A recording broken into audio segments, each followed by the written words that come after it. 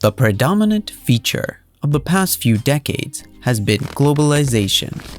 Whether it be economy, culture, politics, or trade, we have seen it in every aspect of our lives. And if there is one phrase that could define the globalization of the past few decades, that phrase would be made in China.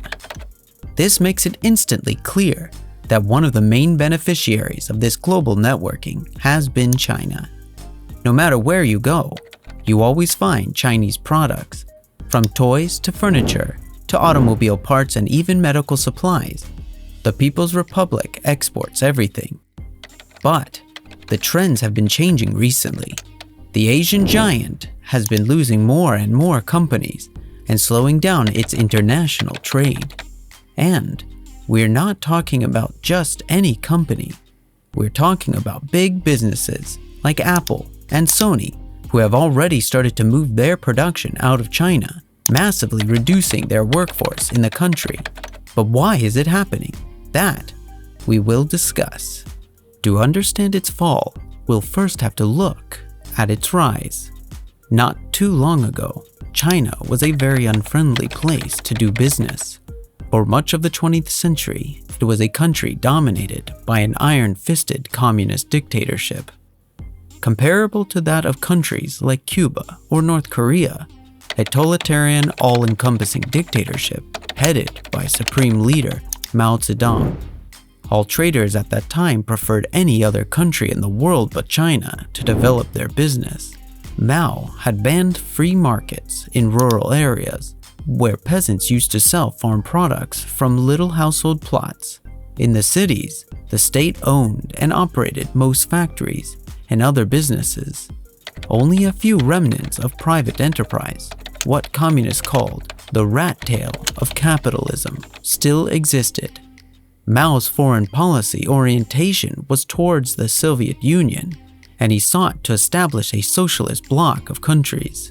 This took a toll on their economy as relations with the United States and other Western countries suffered. Mao's economic policies, including the Great Leap Forward and the Cultural Revolution, were disastrous for the economy. All this, combined with a few external factors, put their economy in a very bad shape.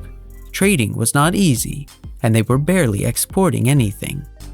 Everything started to change in the late 1970s with the rise of Deng Xiaoping. He believed in a more market-oriented economy. He recognized the need for economic reform and introduced a series of policies that opened up China to foreign investment and trade. Deng Xiaoping was much more pragmatic and less blinded by the ideas of communism and his own revolutionary dreams. In fact, one of his most famous quotes was that, regardless of whether a cat was black or white, the important thing was that the cat caught mice. Which, in this context, would mean, regardless of whether a political measure was considered more or less socialist, the important thing was that it produced results. And that's exactly what he did. He did a series of reforms, some of them considered to be socialist, and others not so much.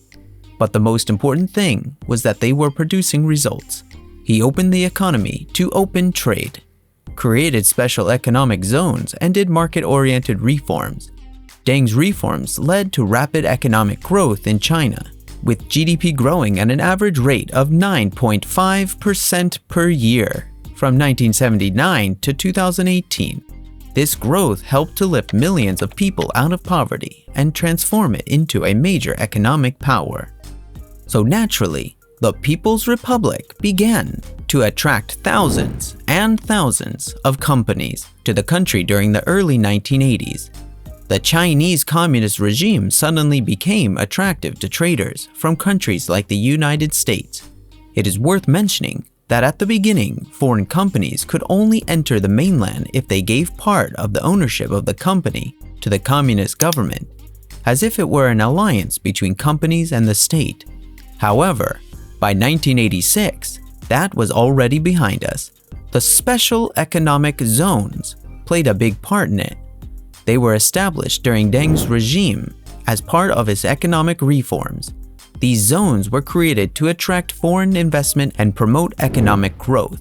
They are the places where foreign companies pay fewer taxes, have fewer government controls, more flexible bureaucratic procedures, and also have much more advanced infrastructure than in the rest of the country. So basically, you operate in luxurious facilities created by the government and make money easily.